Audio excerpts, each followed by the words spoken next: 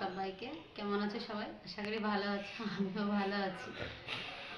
তো চলে আসলাম আজও কিছু রান্না বান্না নিয়ে। তো আজকে দুপুরে কি কি রান্না করলাম সবটুকু দেখাবো।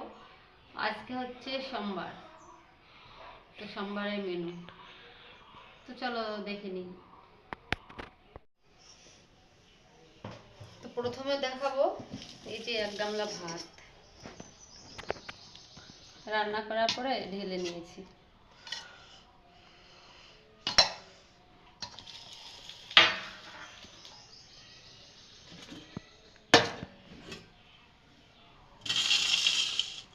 আর এখানে হচ্ছে তেলাপিয়া মাছের ঝোল,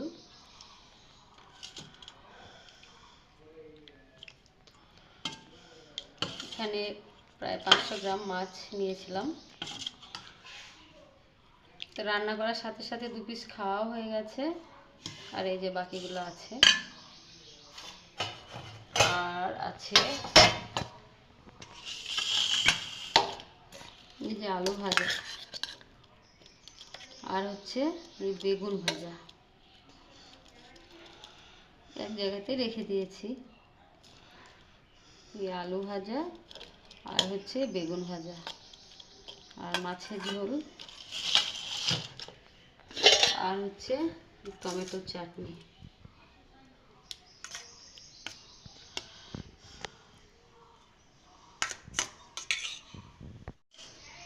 তাহলে আজকে হচ্ছে বেগুন ভাজা, আলু ভাজা, টমেটোর চাটনি আর মাছের ঝোল, আর হচ্ছে গরম গরম ভাত দুপুরের জন্য। আর অন্য কিছু করা হয়নি। এবার থালায় ভাত ফেলে নিই। আর শীতকাল তো চলে গেল, শীতকালের সবজি তো আর পাওয়া যাবে না, এখন আবার গরমের সবজি আমদানি হবে। তো গরমের সবজি ওই যে পটল, ঝিঙে, উচ্ছে, এগুলো এখন রোজ রোজ ওই পটল হবে, ঝিঙে হবে, উচ্ছে হবে, তারপরে এই যে লাল শাক, ওই সবগুলাই হবে। তো এখন খাওয়ার জন্য এবার একটু ভাত বেড়ে নিচ্ছি।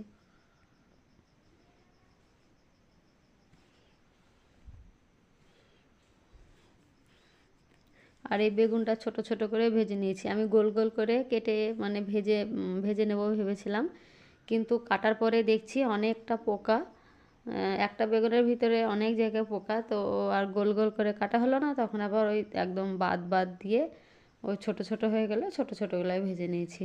আর আলু ভেজে নিলাম। আর বাঁধাকপি, ফুলকপি এখন আর ভালো লাগছে না।